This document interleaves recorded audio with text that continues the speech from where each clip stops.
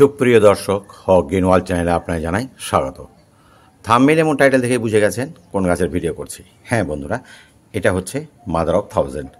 Mother of thousand অবশ্য দুইটাই আমার কাছে প্রজাতি রয়েছে। ইতিপূর্বে আমি একটা আপনাদের দেখিয়েছি, আর এটি একটি কোয়ালিটি। এটাকে অনেকে ভুল করে পাথরকুচি বলে সম্মানিত করে থাকেন। এটা অবশ্যই পাথরকুচি নয়। পাথরকুচি গাছ দেখতে হলে আমি আপনাদের দেখাবার চেষ্টা করব এক্ষুনি যে পাথরকুচি গাছের চরিত্র এবং গঠনশৈলী অনেকটাই আলাদা। এই গাছের গঠনশৈলী বলতে, এই গাছে দেখুন এর বেবি প্ল্যান্টগুলো দেখুন, প্রত্যেকটা ধারে একেবারে সজ্জা বিন্যাসটা দেখুন, একেবারে সুন্দরভাবে শুরু থেকে শেষ পর্যন্ত হয়েছে। অবশ্য কোনো যখন আঘাত পেলেই কিন্তু একটু আঘাত পেলেই কিন্তু এগুলো নিচের দিকে খুলে পড়ে খুব সহজেই, দেখতেই পাচ্ছেন।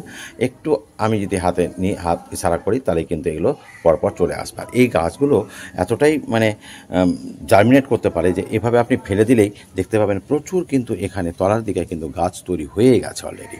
তো এইভাবে তো যেটা বলছিলাম একটুখানি দেখে দিচ্ছি আপনাদেরকে। এই গাছটি যে পাথরকুচি নয় সেটা একটুখানি আপনাদের কনফার্ম করে দিই। চলুন পাথরকুচি গাছটা দেখে নেওয়া যাক। তো বন্ধুরা, এই হচ্ছে পাথরকুচি গাছ। এই পাথরকুচি গাছের কিনারা দেখুন, কিনারাগুলো কিন্তু পরিষ্কার আছে, তবে একেবারে শেষ ডগার দিকে এর গাছ হয়, দেখতে পাচ্ছেন আশা করি। এই যে একেবারে কিনারাতে গিয়ে ডগা যেখানে শুরু হচ্ছে সেখানে দেখুন গাছ শেকড় সহ হয়ে আছে। এটা একটু কোনো কারণে আলাদা হয়ে গেলেই এটা কিন্তু মাটিতে বসে দিলেও কিন্তু এটা খুব সহজেই গাছটা হয়ে যায়। আর এখানে পড়ে গিয়েই টবেও কিন্তু কয়েকটা গাছ হয়ে গেছে। তাহলে আশা করি আমি যেমন এখানে কিন্তু এখনও কিনারায় কোনো গাছ তৈরি হয়নি, এটাও যেমন হয়নি, বয়স হয়নি বলে। আর এইটা প্রত্যেকটা তলার দিকের পাতাগুলোর প্রত্যেকটা কিন্তু একেবারে কিনারায় গাছ হয়েছে, দেখতেই পাচ্ছেন।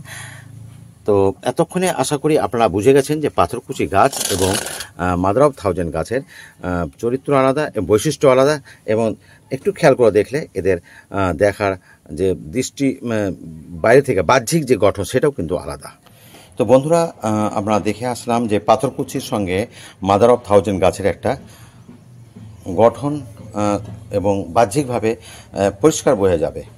তো এবার আমরা চলে আসবো এই গাছটার পরিচর্যা। না, এই গাছের কোনো পরিচর্যা মোটেই লাগে না, শুধু জল শুকিয়ে গেলে জলটা দিয়ে দিতে হবে। আর জলের অতিরিক্ত যদি হয়ে যায় তাহলে কিন্তু এই যে নিচের দিকে কটেক্স যেগুলো আছে, তলার দিকের পাতাগুলো পচন ধরবে, বয়স্ক হয়ে যাবে, ঝুলে যাবে, নষ্ট হয়ে যাবে, মাঝে মাঝে পচন হতে পারে পত্র ফলকের মাঝখানে। তো আমারও তাই হয়েছে। তবে এই গাছটির বয়স যেহেতু একটু বেশি, এটা প্রকৃতির নিয়মে কিছু গাছ ঝরে যাবে এবং গোড়া থেকে আবার ব্রাঞ্চ তৈরি হবে। প্রত্যেকটা জায়গা থেকে ব্রাঞ্চ হচ্ছে, আপনি হয়তো খেয়াল করলে বুঝতে পারবেন। এটা বয়সজনিত কারণে। আর যদি আপনি জল অতিরিক্ত দেন তারপরেও কিন্তু এখান থেকে এভাবে খুলে খুলে পড়বে। তাহলে আমি চাইবেন না যে একটা সুন্দর শোভনীয় গাছ আপনি অতিরিক্ত জল বা জল কম করে দিয়ে গাছটিকে নষ্ট করবেন। গাছটিকে জানবো আমরা কোথায় রাখবো।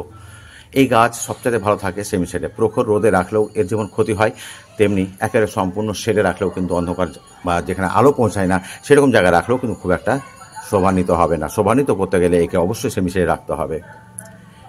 আর একটুখানি বলা হয়নি, টব অবশ্যই মাটির নেবেন, খুব বেশি বড় টব নেওয়ার দরকার নেই। যদি মিডিয়া কথা বলি, মিডিয়া করবেন well drainage, compost, vermi compost বা কাউডাং যাই দেন না কেন, তার সঙ্গে অবশ্যই দোআঁশ মাটির সঙ্গে বালি মিশিয়ে নেবেন।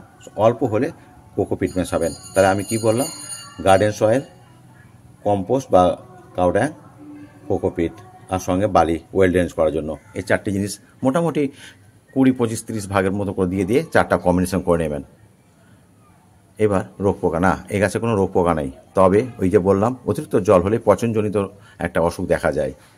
আর একবার এইটা আপনার বাগানে জায়গা দিলে আপনার জঙ্গলের মতো একেবারে তৈরি হয়ে যাবে যেখানে সেখানে। আমি যেমন এখানেও আমি গ্রোয়িং ব্যাগও একটা তৈরি করেছি, দেখতে পাচ্ছেন আশা করি। তার তলায় দেখুন ওইটুকু গাছের তলায় তার বেবি প্লান্টগুলো বসে অনেকগুলো হয়েছে। কাজে আপনাকে একবার বাড়িতে নিয়ে আসলে বা আপনার বাগানে জায়গা দিলে আপনাকে আর নতুন করে চারার কথা ভাবতে হবে না। ব্যাস এতটুকুই বলি। পরবর্তী ভিডিও আমি আরও নতুন কোনো তথ্য নিয়ে হাজির হব। তবে সেই ভিডিও দেখতে হলে অবশ্যই আমাকে ফলো করে রাখবেন। ভালো থাকুন, সুস্থ থাকুন, ধন্যবাদ।